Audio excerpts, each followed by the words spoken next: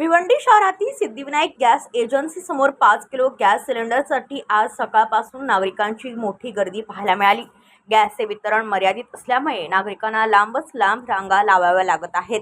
अनेक जण पहाटेपासूनच एजन्सी समोर गर्दी करत असून महिलांसह ज्येष्ठ नागरिकांनाही रांगेत थांबावे लागत असल्याने नाराजी व्यक्त करण्यात येत आहे।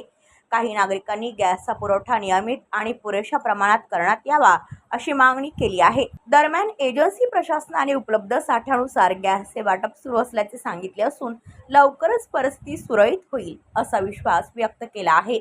ब्युरो रिपोर्ट भिवंडी पनवेल वार्ता न्यूज। आपल्या परिसरातील बातम्या आमच्यापर्यंत पोहोचवण्यासाठी स्क्रीनवर दिलेल्या क्रमांकावर संपर्क साधू शकता। दूरध्वनी क्रमांक 8652414343।